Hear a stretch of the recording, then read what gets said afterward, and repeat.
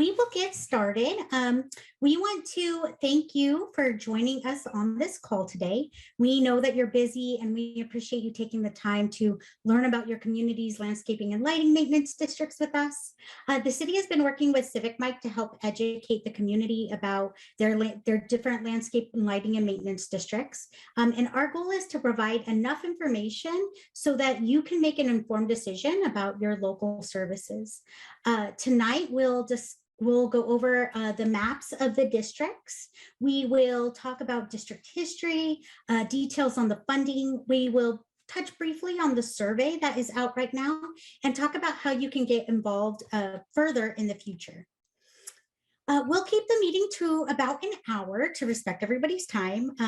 We have set aside time for questions. If you have any questions, we ask for the sake of time that you please write them down and ask those questions during the question and answer portion of the meeting. If we run out of time for any reason, we may ask you to email the questions so that we can answer them on civicmic.com/Fairfield.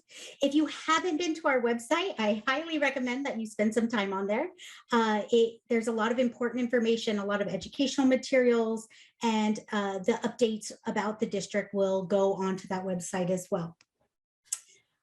In order to ensure everyone can hear the presentation, we will ask you to keep your microphones on mute. Our public engagement process aims to gather feedback from various demographics with diverse values, and we want to hear from all participants that may or may not have the same perspective you do. We will attempt to shield anyone from personal attacks. So while I don't think this will happen, if there is any foul language or anybody is making personal attacks or disrupting the meeting, we will move you to a private meeting room. And then depending on the severity of the issue, the moderator will let you stay there for a few minutes and then you can come back. But if the unacceptable behavior continues, then we'll have to remove you from the meeting. I don't think that's going to happen. I know we have a lot of familiar faces here, and I don't foreseeing that happening. It's just one of those pieces we have to say. So we are going to start this meeting by showing you the pictures of the boundaries of your districts. So right now we are looking at LLMD number 5, Smith Ranch, or as many of you know it as Rancho Solano. So Smith Ranch is the landscaping and lighting maintenance district that takes care of the Rancho Solano community.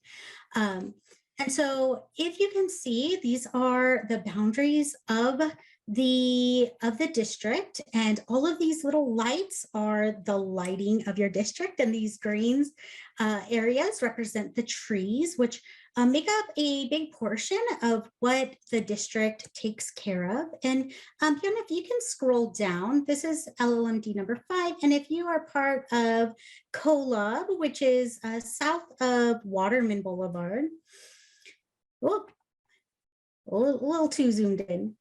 There we go. This is LLMD 8. It's a much smaller district.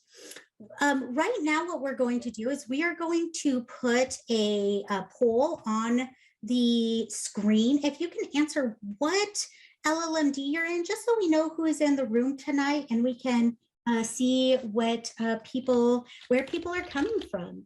So if you are outside of the district, you can put other. If you're in that Rancho Solano, Smith Ranch, or Colaba State, go ahead and select. We'll give people a couple minutes to fill it out.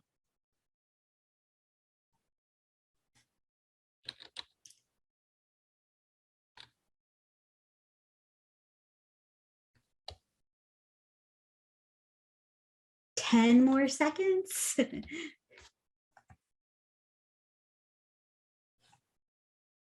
All right. Well, it seems like we have a good mix of participation today. So I appreciate you again coming out and talking to us. I am going to hand the speaking over to Chris, who is the Senior Management Analyst for the City of Fairfield. Chris Lewis, go ahead and let's begin. Okay, thank you very much. Hi, everybody. As Michelle said, my name is Chris Lewis. I'm with the Public Works Department, and I've been with the city since early 2020. So over the last couple of years, I spent a lot of time learning the history and the operations of the city's 16 landscaping and lighting maintenance districts. And I really think I came at a very pivotal time because we have an opportunity to make some, really big changes and some really big decisions that don't typically come around very often for these districts. So I look forward to it. Next slide, please.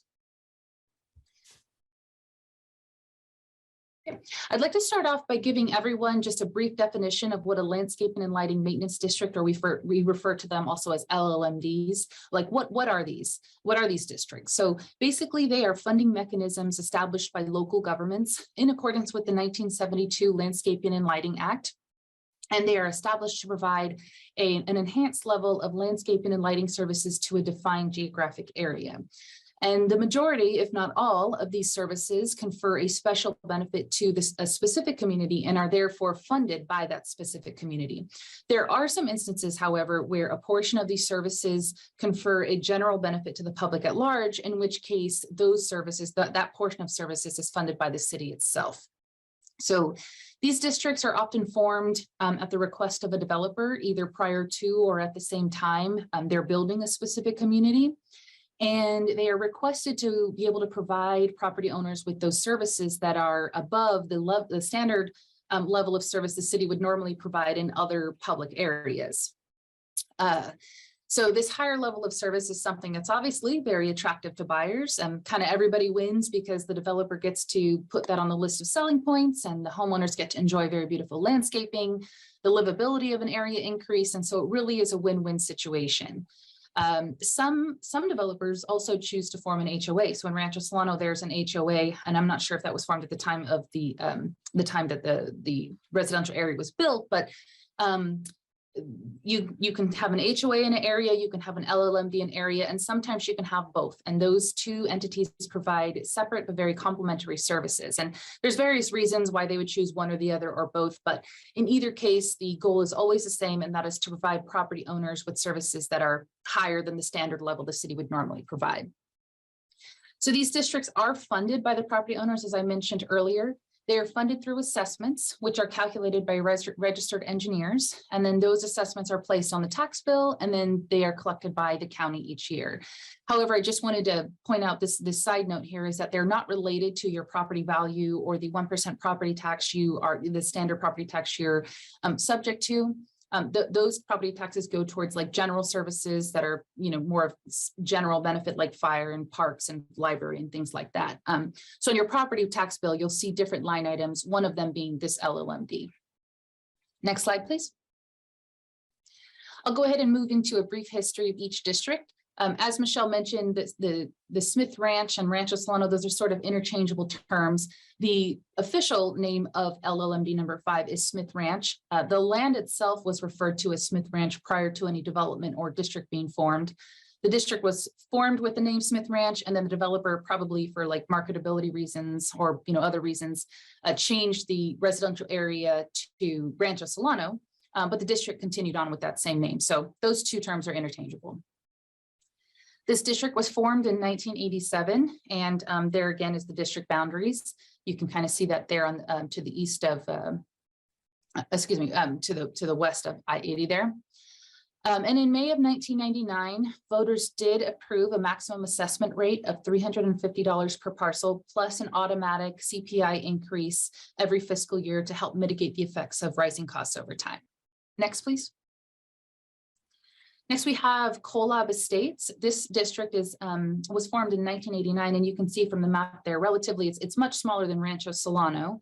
And the maximum rate for this district was established in 1994. However, there was no CPI authorized. So the district is currently capped at $400 per parcel. There was a ballot submitted to the voters in 2003 to increase that $400 rate, but the voters did not approve that in 2003. So the rates remain the same at $400 per parcel, but services were reduced around that time. If there are any property owners who are around in 2003, I believe this is when the property owners took back ownership of the landscape strips in front of your homes. The city no longer takes care of those landscape strips in the Kolob area. Next, please.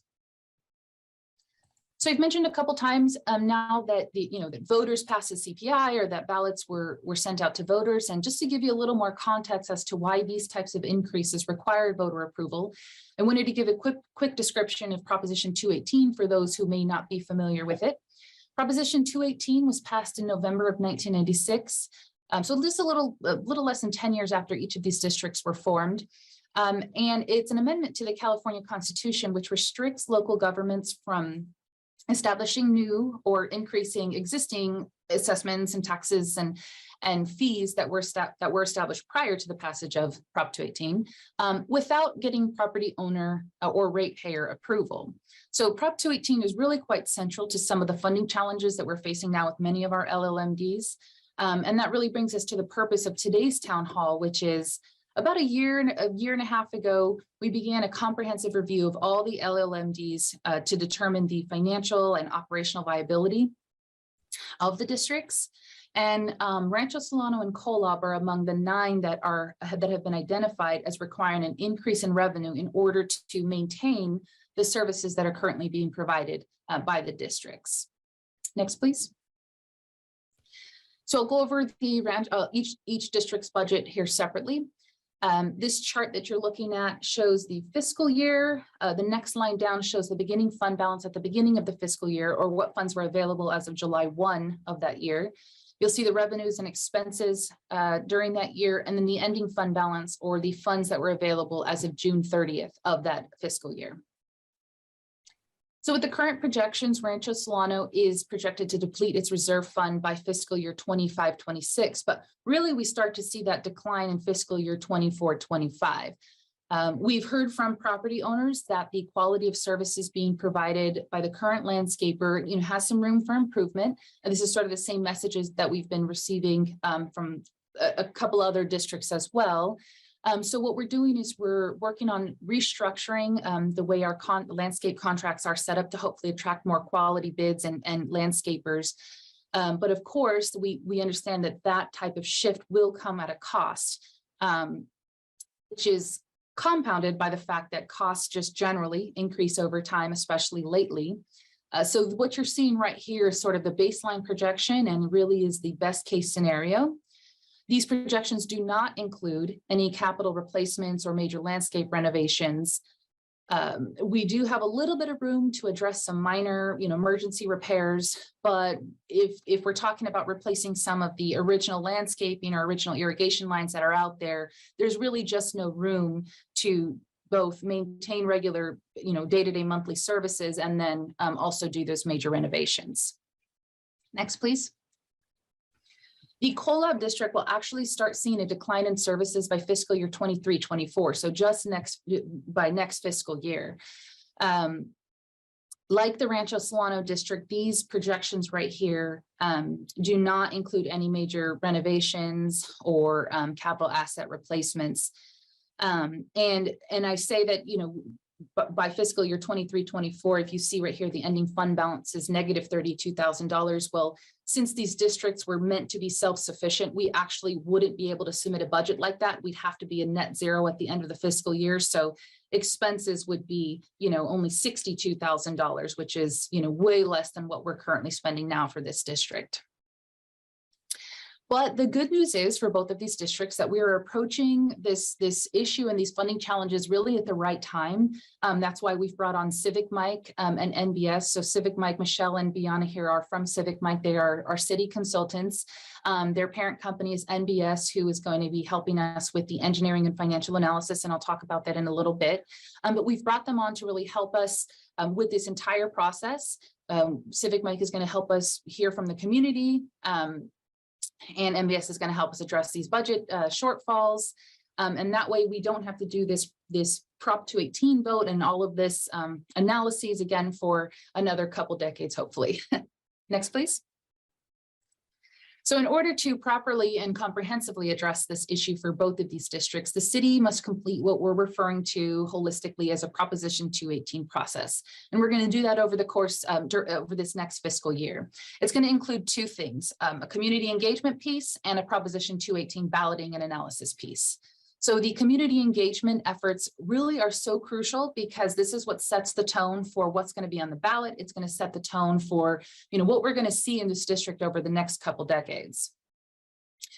So it's going to be a two-pronged community engagement approach. And the first prong will include an educational piece, which is to make sure that all the property owners are aware of the current district boundaries and services and the current situation, sort of like what we're doing right now, but it'll be an iterative process. But we want to make sure you guys really understand what's going on and the services you guys are paying for, and that way you can make an informed decision at the ballot box, whether or not you want to increase services, decrease services, or remain the same. The second prong to that community engagement piece will include some interactive tools and collaborative work groups. Michelle will talk about that in a little bit, but these will be available to all property owners. We want to make sure that we have an opportunity, we give an opportunity to everybody who wants to be involved, how they want to be involved. Some people just kind of want to check in every once in a while, and Michelle will talk to you a little bit more about that in just a bit. But the main purpose of this community engagement is to determine what the community wants. We want to hear from everybody. Do you want more? Do you want less? Are you happy with what you're paying? Would you like to decrease what you're paying? And so we're going to take the results from this community engagement piece and then use that information to form the engineering analysis and the financial analysis. So the second piece to this Proposition 218 process that we're talking about is the Prop 218 analysis. So Proposition 218, in addition to us, the state requiring cities to get property owners to approve these new and increased assessments, they actually also require that the city must prove and demonstrate the cost of each service and improvement that the district is providing, the quantified portion of special benefit that each parcel is within the district is receiving from those services and improvements, and the quantified portion of general benefit that those services and improvements provide to the general public at large, among several other things. The city proves and demonstrates all these facts in what is referred to as an engineer's report. So that's where MBS comes into play. We've hired this consultant who has extensive experience and a long history and a solid background in special financing districts. So NBS will be creating this engineering report for us, and that's what we'll be putting to the property owners and council for approval, and that will be the basis for this ballot that we're talking about that's going to be happening next year. So once those analyses are complete, then we will ballot the property owners based on the information we've received from the community engagement and what's in this engineering report. Next, please. So the timeline. This entire process takes a little less than a year to complete, with the bulk of the work happening between now and February of next year. We're going to be doing that public outreach. We're going to be gathering the data. The NBS is going to be engineering the special and general benefits. So really most of this work is going to be happening in the next few months. By April, we will be mailing out the ballots to all the property owners. And then in June, we will hold the public hearing at City Council, and we will tabulate the ballots at that meeting and hopefully have a resolution of formation for a new district. When I say new district, it's essentially just going to be a replacement district for what you guys already have. It's going to have maybe a new name, but it's not going to, it's going to be with the formed with the services and the assessment rates that is chosen by the community. Next, please. The goal, of course, of this Proposition 218 process, just to sort of sum it up, is to establish those new assessment rates and new scope of services beginning July 1. And I put a little asterisk there because I wanted to make sure that I made it very clear that we would establish these new assessment rates and new scope of work in essentially a new district if the community chose. The city has taken a very neutral stance. We are not advocating one way or the other, whether or not a new district should be formed or shouldn't be formed. We're not advocating one way or another what services should be provided by the district. NBS and CivicMic likewise are also taking a very neutral position. But essentially what we want to do is, as of July 1, we want to make sure that whatever's in place has been set essentially by the community. Next, please.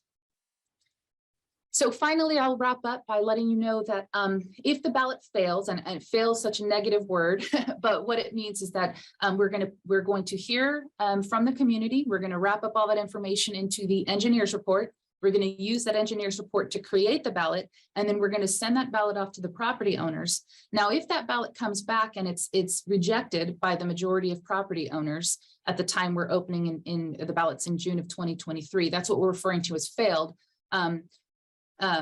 Then it's not that you won't receive any services, we just won't form that new district we're talking about. What will happen is we'll continue with the same district, we'll continue with the same assessment rates, we'll continue with the same services that the revenue that we receive can reasonably allow. So I think for the COLA district, for example, right now we're receiving about $50,000 or so in assessment revenue each year. We will continue to assess at the same $400 per parcel rate. We'll continue to provide services as much as we can with $50,000, but of course, over time, those services will start to diminish because, you know, in the year 2035, for example, $50,000 won't get you as much as it would today. And, you know, today, $50,000 doesn't get you as much as it did 20 years ago. So you'll just start to see those services decline. But I don't like to use the word fail only because if the ballots are not approved, what that means is the community has spoken, and that's really what we want. We want to hear from, you know, the property owners, the people who are paying these bills, what it is that you want. So if that does happen, not only will those services decrease, what we will try to do as a city is try to reach out to the community on an annual basis to say, hey, listen, here's a list of services that we may need to cut. Is there something you have a preference on? So as much as reasonably possible, we will try to reach out to the community to figure out what services you'd like to cut before we just go and start, you know, kind of hacking away at your services. So this was quite a bit of information, and I hope I didn't take up too much time, but I'll go ahead and pass it over to Michelle and answer questions at the end. Thank you. Wonderful. Thank you so much, Chris. I truly appreciate it. So now what we're going to go into is just next steps and how to get involved. Go ahead and go to the next slide. So the first thing is to, as I mentioned earlier, go to civicmic.com/Fairfield and look at the maps, click on your parcel, see what you're paying now, look at your district boundaries, and just familiarize yourself with the information that is on the website. There is a lot on there and a lot of articles that you can go through. It's kind of a choose your own adventure, right? If you want just the basics, you kind of can go in and look a little bit, but the more you delve in, the more you will know about your district. You'll understand the finances and the process. Go ahead and go to the next slide. The other thing we would, go ahead and go to the next slide too. Sorry, I forgot. There we go. Take the first survey. I know many of you may have already, but if you are on this call and you haven't and you were just waiting for some more information, now is the time. The survey will be open for the next 3 weeks. So be sure to go in there and make sure that your opinion is known. We will be basing a lot of the engineering reports based off of the information we find out in the survey. Also, our outreach is determined by what we see in the survey as well. We want to, like Chris said, we don't have a preference which way this goes. So what we want is to make sure that people are informed and are able to make those informed decisions. When you get that ballot in the mail, that you know what is going on and you know what a yes or a no casting of the ballot is for. Go ahead and go to the next slide. Yep, take the survey. If you go to the website, it is on the first page, so it is really easy to find.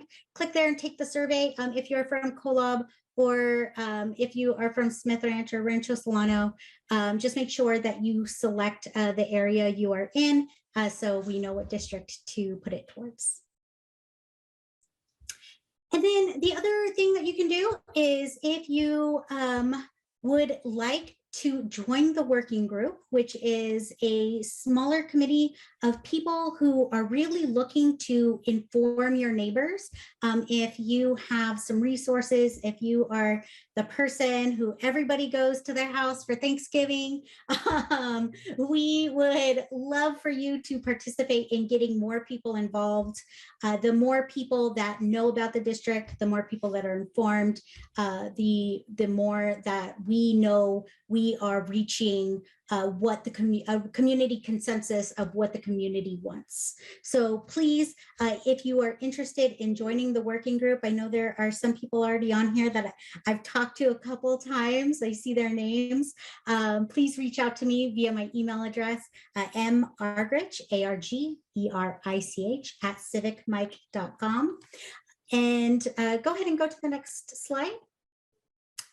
And if you just want to chat, maybe you are not interested in joining the working group, but you have a lot of information about your district, about the needs of your neighborhood, please feel free to give us a call. You can give us a call at 1-800-676-7516 and ask for Michelle. You can reach me via email. And you can reach us via mail at 32605 Temecula Parkway, Suite 100, Temecula, California, 92592. There's a lot of different ways to get involved, and we really look forward to hearing from your community, hearing the needs and the desires of your community so that we can really push your neighborhood into something that you really, really love. All right. That being said, go ahead and you can close out, Viana. We are going to open it up for questions. Again, I'm going to ask for some hand raises. We want to make sure that we're being respectful, and we will go ahead and keep yourself muted until somebody calls you. You can either, yep, I see a few people just raising their hand like that, that works. Or if you want to do it via the Zoom panel, you can do that as well. Let's see. So we will start. I see Michael Fox, you have a question? Well, I listened to your presentation and I thought this was to give you some feedback. I live in Colib Estates. I've been here for 6 years. I pay the $400 annually. And I think myself and many of the residents around me feel like we're not getting any services. So one of the issues would be, it would be nice to delineate exactly where the 78,000, which I think is what you would put out for the next fiscal year, is going. We don't have any services except for the strip on Oliver Street, which is the main strip. They prune the hedges, they do some mowing, but up here where the residences are, there is no tree trimming, there's no mowing, there's no planting, there's no pruning, there's no gardening whatsoever. As a matter of fact, the owners have to change the sprinkler system when it fails. Occasionally we'll call if a pipe bursts or something significant happens, but we go up to Rancho Solano every day because I'm a member of the gym there. The Dominguez trucks live there. They're doing constant work in Rancho Solano, and I understand they're paying $850,000 or so, and we're paying $52,000. But if you wanted some feedback, I could tell you that none of us are very happy with the services that we're getting for our meager $400. The other issue is that I've called up this number. As a matter of fact, I just got my tax bill today, and it indicates the $400 assessment. And I've called up the number on this tax form several times just to talk to someone. No one ever calls me back. So I don't know who's running the show for the $400 that we're paying per year. There's no communication that I could ascertain between the owners and this maintenance organization. So for me, at least, I know that you're just informing us as to the process, but it would be very important, I think, to know exactly where the money is being spent. what you anticipate you'll need for more expenditures, exactly what programs or improvements you suggest, how much money that's going to cost. I have no idea what you're suggesting the rates go up to from 400. Is it 500? Is it 600? Is it 800? No. And I wasn't here when the neighborhood voted down the increase for improved services. So I think it'd be very important to at least be as specific as possible with what you've done with the 52,000 you get from us and what you propose will happen if we approve of this increase. We have Duke's problem also. Thank you. Yeah, those were a lot of good points and a lot of good questions. So the budget, if you'd like to look at line item by line item, that is available on the City of Fairfield website. But I also ask, I'll also coordinate with Michelle and Biana to get that posted on our CivicMic website so it's more easily accessible. But if you did want to take a look at it tonight, you can look at the City of Fairfield website, go to the City Council. It was approved at the City Council, and I believe it was the, the August 16th meeting. It was the August 16th meeting. So if you go to that August 16th meeting, you'll see the engineer's report that was submitted, which includes a complete line item budget in that engineer's report. Is it specific for Collab though, or is it just for the city? No, it's for Collab only. Collab.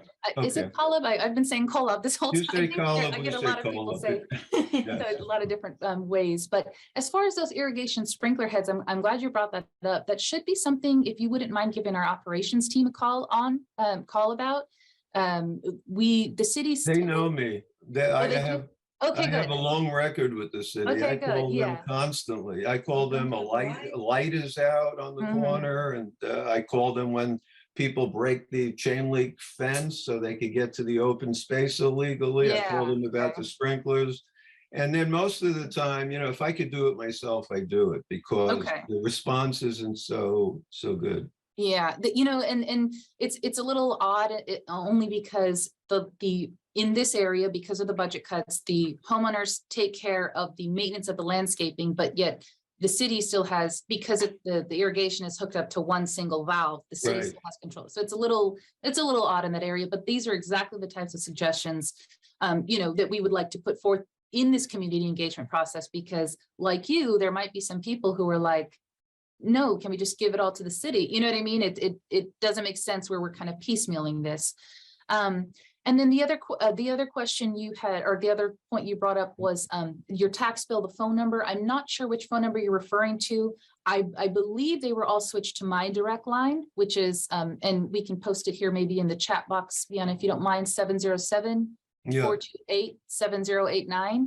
I apologize if I don't recall a voicemail, but I definitely will. I'm happy to talk to you whenever, you know, just give me a call. I can go over these with you.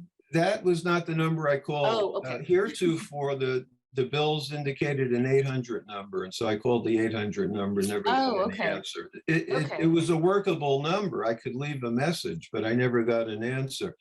One other point I'd like to make, it's very important for the neighborhood and for the owners to maintain the trees.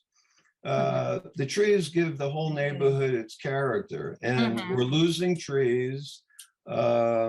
It takes, I know I had an issue with one of my trees. It took them over a year for the city to come out and take care of it. And as it turned out, they chopped down the wrong tree, the nicest tree on the block. Oh, okay. And I don't know how that mistake was made. And instead, they planted a couple of new ones, but there's, you know, it's going to take a long time for them to grow to the tree that. So anyway, what's really important, I think, to most people is the maintenance of the trees to keep them healthy. It's not only supplying them with water, but it's trimming and it's keeping them healthy. And I think the attitude of the city has basically been, it's up to you, you know, it's up to the owner. They're not responsive. So that's another issue I think that's really important for us. Thank you so much, Michael. I truly appreciate it. Yeah, I will work with Chris on making sure that that information is posted to the CivicMic website, as well as the information on how to use the Fairfield app to make maintenance requests as well.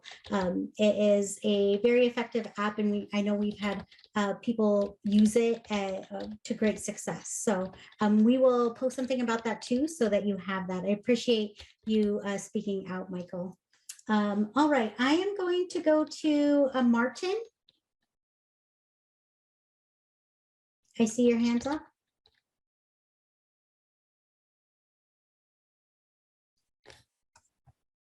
All right, we will go with Pam. I see your hand up. Please jump off of mute. Hi. And I just really appreciate you taking the time to walk us through this. Technology is fantastic these days. I've lived here, gosh, 26, 27 years in the same house. Okay, so we've been through the whole gamut. And the first time that they proposed the increase, no one knew what it was for, right? So I think that was the challenge. So at least we, I do appreciate you bringing folks together and trying to help bridge understanding and helping us to be able to have an avenue to seek to understand. So appreciate that. I would totally agree with Michael. I actually live across the street from Mike Fox and Carolyn, and lots of folks here on this Summit corner here. We haven't seen service at all in our area. I would say in the beginning, like the first 10 years we lived here, they'd come and spray for weeds. They put down bark, they maintained the bushes, everything was good. They proposed an increase, but it was substantial back in the days. It was a large increase, and we just didn't feel like that was, the whole neighborhood was like, hey, heck no, that's not going to work. So, but there was no middle ground, right? It was like that or nothing, right? So there was no kind of discussion back and forth, like what would be doable? How could we do other things? So so basically all of the city strips in our whole area went down.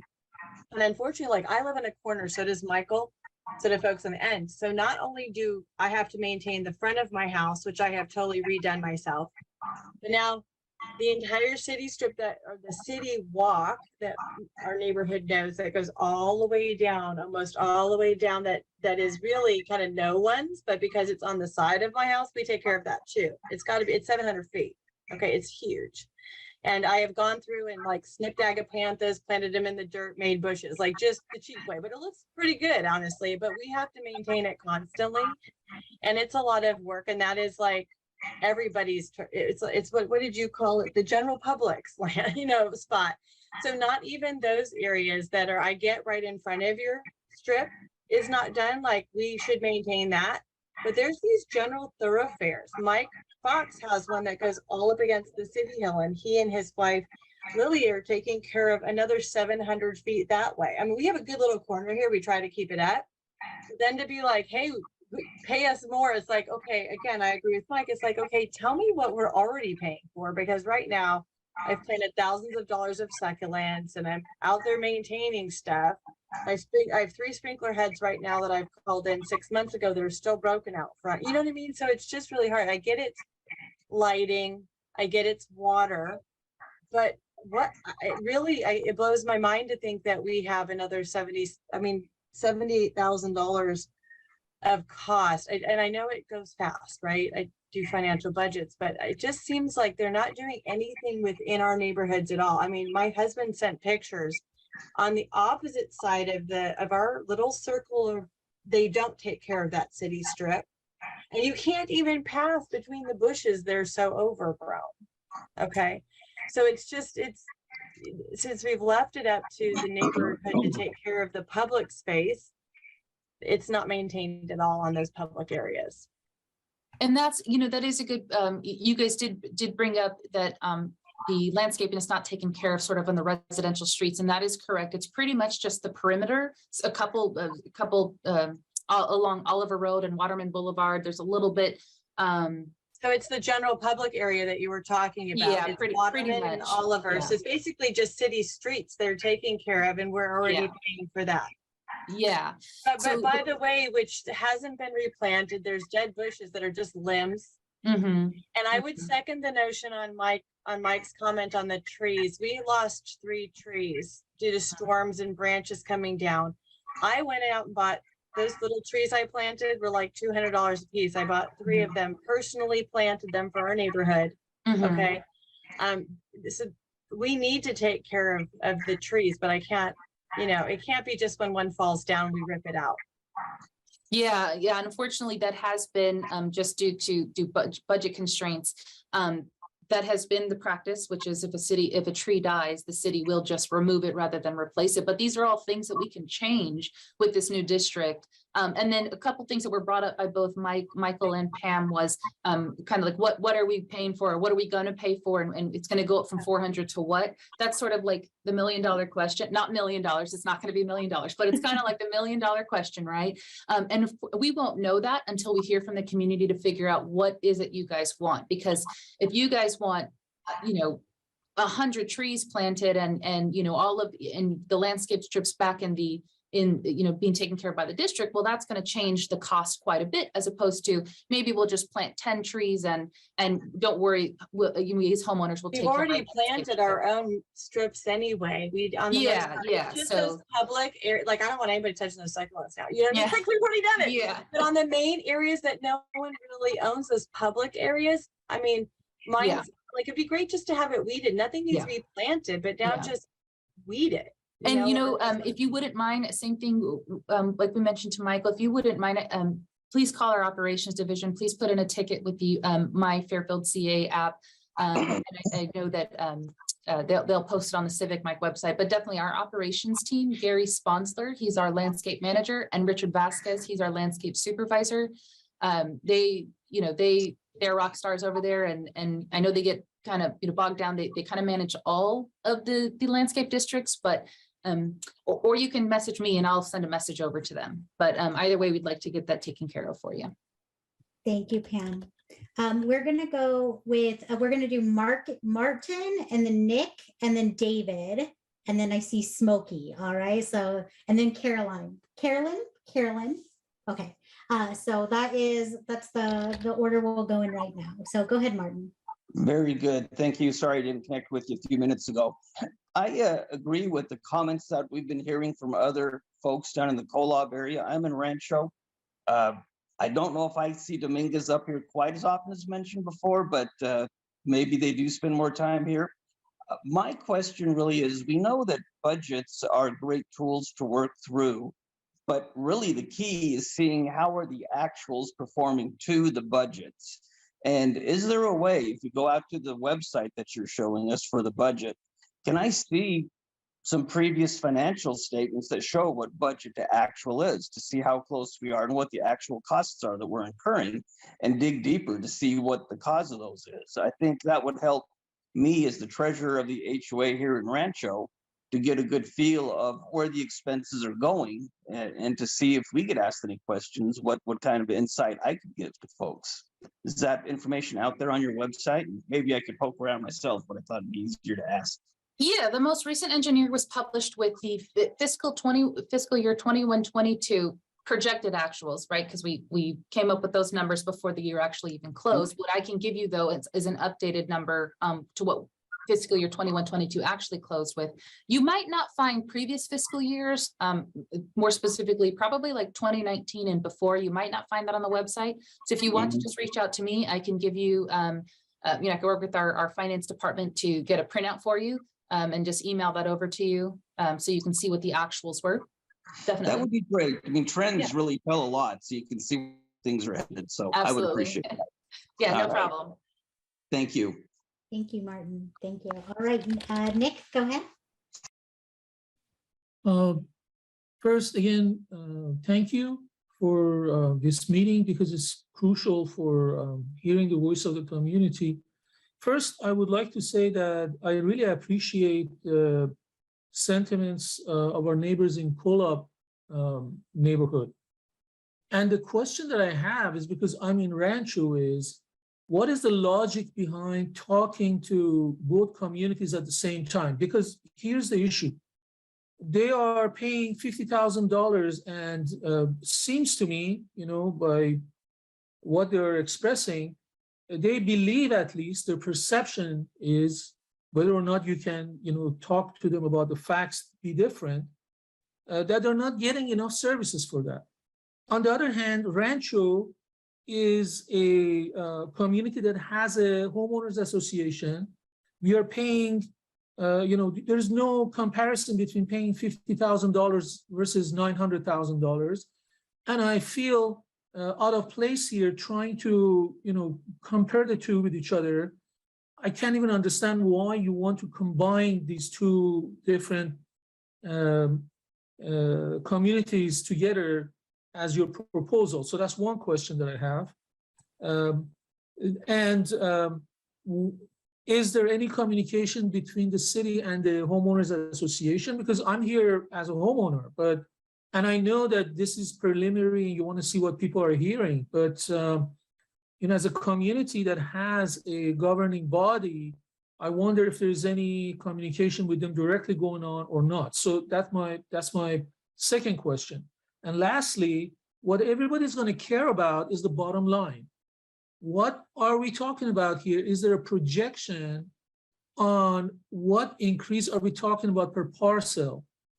And again, that should be different really when you're talking about two neighborhoods that are so distinct from each other. And, I'm going to stop right there and see if you guys have anything right now to respond to that. Yes, Nick, thank you. So the purpose behind today's meeting was just to kind of give everybody an overview of what we're going to be doing over the next year. So you're absolutely right. The districts, it's kind of like apples to oranges, because the budgets are different, the needs are different, the assessments are different. So today's meeting is just the overview of the process, kind of give everybody a general idea of what the issues are, the funding issues. But after this, we will be splitting up. I mean, we might, I guess I should defer to CivicMic. With our other districts, for example, we started off as a community because everybody was sort of starting off on the same page. But once we start diving down into the layers, we're actually going to get into the details of each district. You're right, totally separate situations. So we're going to separate those two out.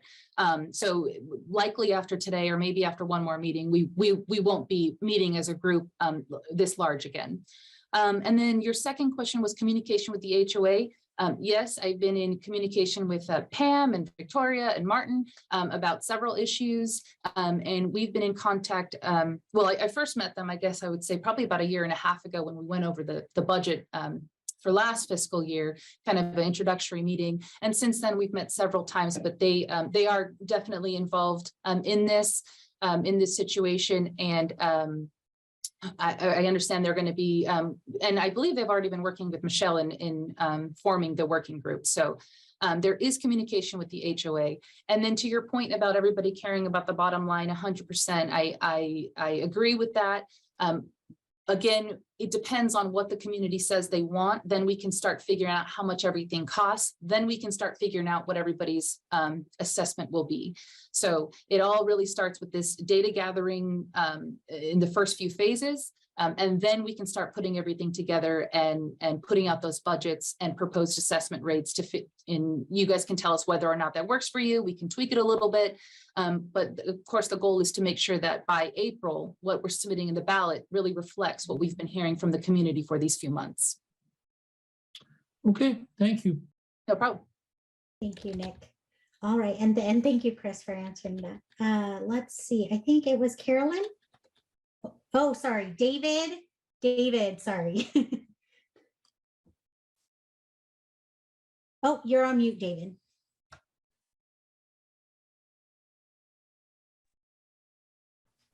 Thank you very much.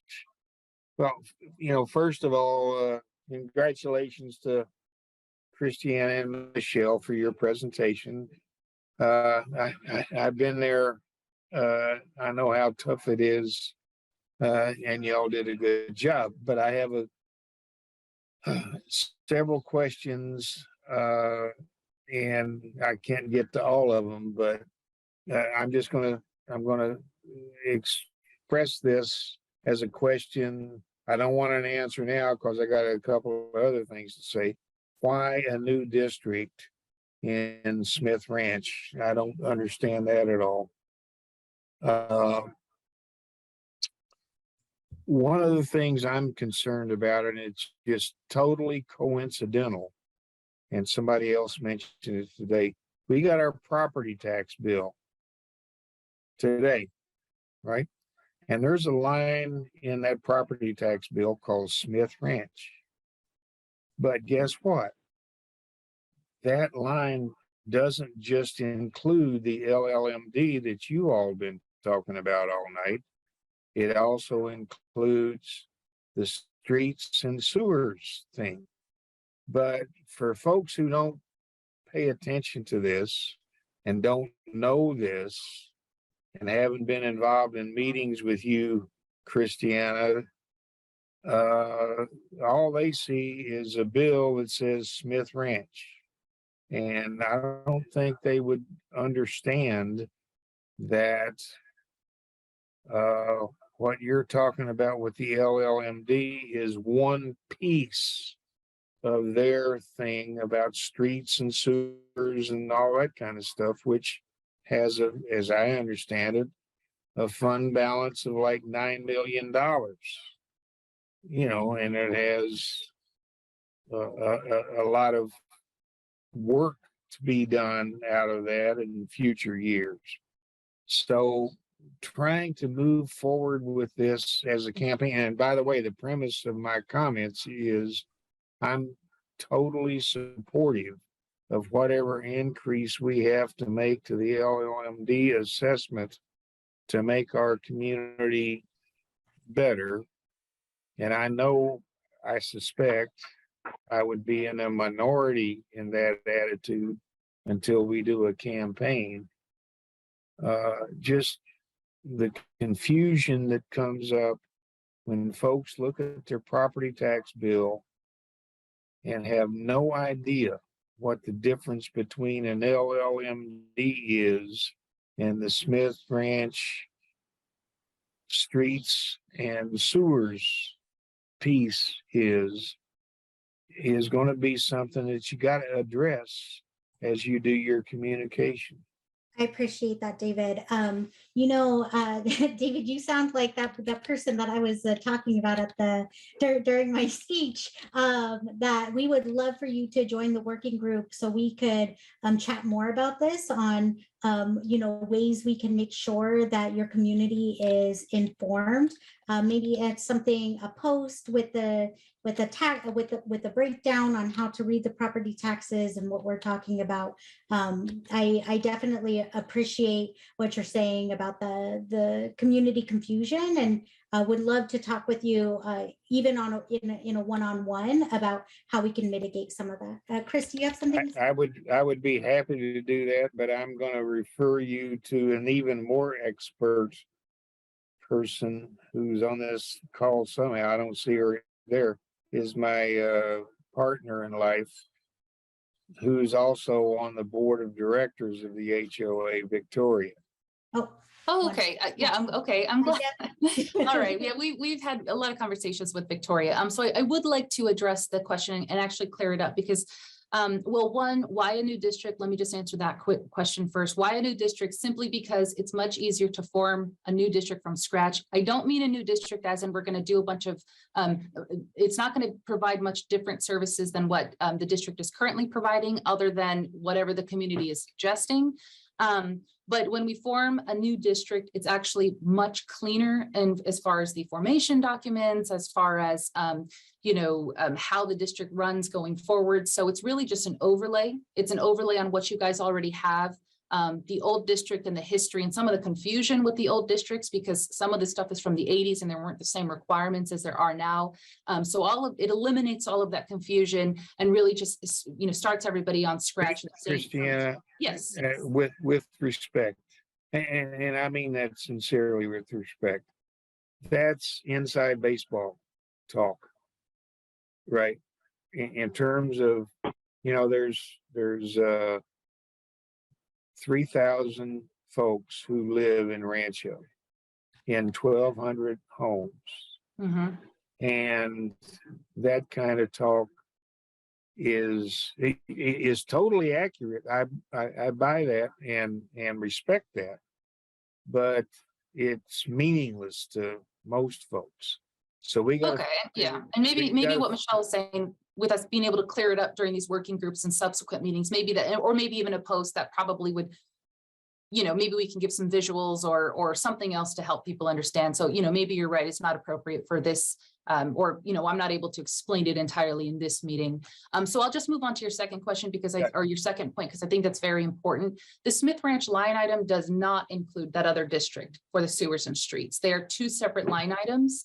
And two separate districts that provide two separate services. They exist independent of one another, have nothing to do with one another. They serve the same area, but they're not the same district. Excuse, can I'm sorry to Sure. interrupt you.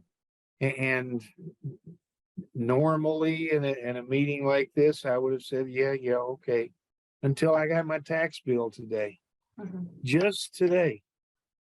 And guess what? They ain't two line items here. There's one line item here on my tax bill. It says Smith Ranch. Right? Yeah. So, because working with Victoria and you working with Victoria, I've become educated over the last several months that there is a distinction. But I look at my tax bill, there is no distinction, Christiana. There is no assessment right now for the other sewer district you're talking about. Those haven't been submitted for approval to council yet. You guys, all the property owners will be getting some information in the mail very shortly about the tax for that district this year. So yeah, it's not combined. They're accounted for separately, both in the city and the county. I'd be happy to go over your tax bill with you if you'd like, but the assessment. That's not necessary. Okay. Thank you. You're welcome. David, I appreciate it. I'm sure that we can talk more offline, and we'll talk to Victoria. And I hear what you're saying is that even though you may understand, you want to make sure that the rest of the community is is understanding as well. And so that is something that as a working group, as a city, we're very early in this process, and we are completely supportive of the idea of whatever increase in the assessment that has to be made vis-a-vis the 218 process. We're not arguing against it. There's details we're concerned about, of course, but we want to move forward with that. Wonderful. But I am pointing out to you that I bet you most, i.e. 80% of homeowners in Rancho Solano don't understand the distinction. Yes, and thank you, David, for that. And we will work through that as a working group, and we will have, I'm sure, many more discussions. I know we only have 2 minutes left, and I know we have 2 more questions that I definitely want to get to.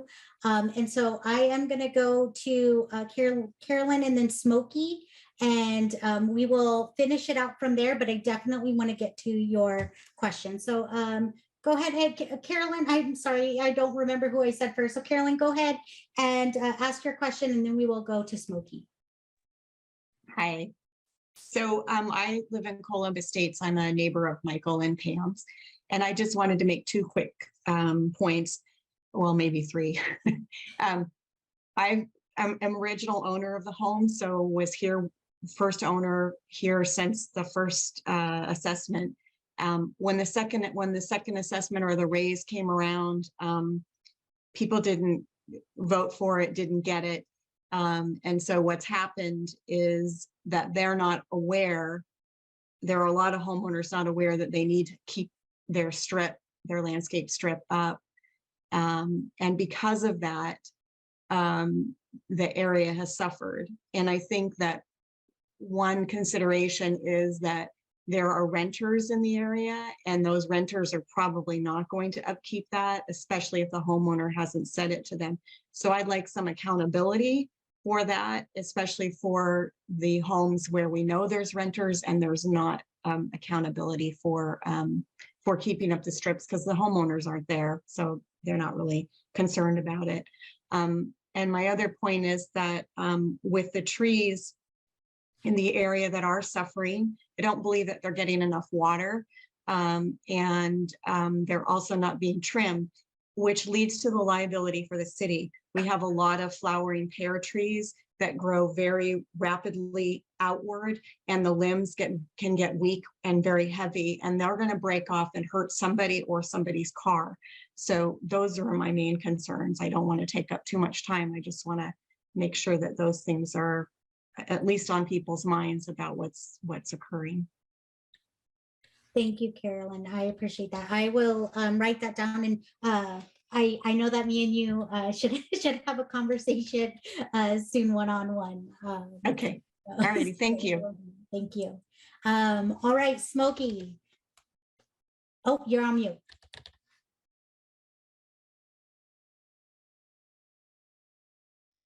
You got me now? Yep, there you are. Okay. All right. Thank you. Actually, I'm a original homeowner here on Russell Court. I bought the house brand new. So I was here at the very beginning when the hill was open, and when the city of Fairfield workers took care of all of our landscaping. I was also working with the city of Fairfield as an employee during that time when the maintenance districts were formed. So I actually do know a lot of history of the maintenance district, and it has always been kind of a forgotten area up here. I know that we were very few of us that paid a lot of money because this area was kind of an afterthought. So anyhow, I was actually on that committee of the 2003, where we met with the city. Unfortunately, there were only 2 homeowners that showed up for the meeting, but the city wanted to raise it up $50 a year. We bargained for, or the city recommended at that time, like was said before, those little strips out there that the city would no longer maintain them, but actually they weren't being maintained anyway. There wasn't anything being done with them, but nothing was ever told anybody is that. So what little scrubby things that are out there, some of us have nice things out there. Some have what was left over before just dying out there.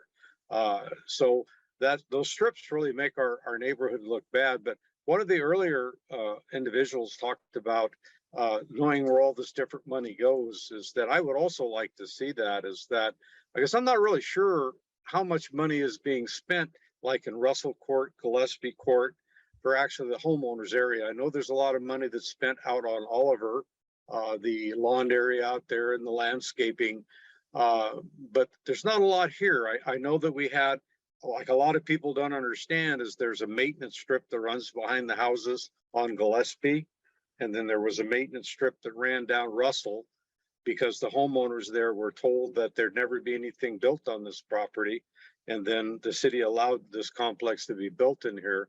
I lost half of my backyard when I moved in because that maintenance district was moved out. Long story, but I mean, there's a lot of things. I wouldn't mind being on a working committee for this. I do have knowledge of the beginning of this district, some of the woes that we went through. I do believe there are things that we can do, which I believe that those strips should be given back to the homeowners to do whatever they want with. At least I think we'd have some of them would have something out there. I think everybody right now believes that it belongs to the city, and they can't put plants or pull plants out, those type of things. I do have a question, is that if we were right now in our old district, I guess this would be for Christiana, if we did away with I know in our old district right now, we can't raise the rates on this area anymore, but if we form a new district, wouldn't that mean that there'd be a new rate set on it, and that new district could have tax increases later? Yes, we would definitely advocate, or we would strongly suggest that let the homeowners know the benefits of having an annual automatic CPI increase baked into the assessment rate. So maybe we'd start off with, I don't know, $400 or $450, but then we'd add that CPI without having to go back to the homeowners for another vote. We would just, set it to where there'd be an automatic CPI increase each year. But see, Christina, that's kind of my fear, is that, like I said, I've lived here for 30 years, and I watched where nobody ever came out here. It was taken care of by city workers.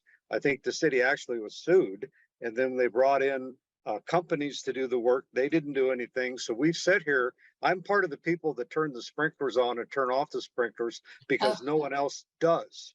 Okay. So Us too. I'm just curious is that I'd be very hesitant to just open it up to where I would be in a district where there would be automatic increases, because quite frankly, I don't see that I'm getting anything for what I'm paying now. I see. I see. Okay, and we would definitely take that into consideration during I mean, you know, all of this will be set by the community. So if that's something Right. you guys aren't comfortable with, I mean, that. Well, it's also, we also have to understand that this district, we maintain that hill out there. That's a lot of money that goes out there on that open space. Actually, from what I understand, the open space, while it's within the boundaries, the district is not actually paying to maintain it. Like district funds are not going towards the maintenance of that. But let me confirm that. Okay, because that's not my understanding. We used to pay for the fire breaks and the cutting of the grass. That was part of the maintenance district. Just curious. Okay. So the fire, you know, let me connect with you later on that. I want to confirm because I think the fire department might be billing us for that work. That could be. I think that's what I do want to thank you for this, because I did want to bring up that 2003 meeting, how that there were only 2 of us that showed up at that meeting. And this is great because there's a whole lot more than 2. Yeah, definitely. Definitely. Yep, we appreciate it. And we are at the very beginning of it, and we want to make sure that we keep up this momentum. I would love to chat with you. I would love for you all to join the working group and keep up this momentum and get more of your neighbors involved, because that is really we really want to go based off of community guidance during this. Brian K., I see that you have your hand up. We are at time, but go ahead and really quick, if you have a quick question, go ahead and maybe we can end this by 7:10. I will try to keep it very brief. Can you hear me? We can. Okay. So respectfully, I think you need to work a little bit on the reason why you want to combine the districts. It sounds like there's 2 districts, one which has a level of service which is very different than the other. And when you say, I want to combine the districts to make the paperwork cleaner, I think, does that mean that everybody in the new combined district votes on every increase? And how do you combine the money between the 2 districts as it stands now? No, I'm just not clear on that. Yeah, apologize for the confusion, but we're not combining the district. It was just this meeting that we had the 2 districts attend, so we can give like an overview of the process. Got it. Okay, thank you. But we're not, operationally and funding wise and all of that, we're not combining anything. All future meetings from here, all working group meetings will be, there will be a COLAB and a Rancho Solano working group. It'll all be separate. This was really just to get these areas as they are in the exact same spot at the moment in the process, to just explain where we are in the process, to get people to know about the working group, know about the Prop 218 process, start talking to their neighbors, and we will keep going from here, separating these districts out. Got it. Thank you for the extra explanation, because I had to pop in and out in the beginning. I was having technical difficulties, so thank you. That answered my question perfectly, and I show 7:09. Perfect. All right. Thank you so much, everybody, for joining us. We know that we truly appreciate you coming out. We know that it is your evenings, and we appreciate your care for your community. Thanks for having the meeting.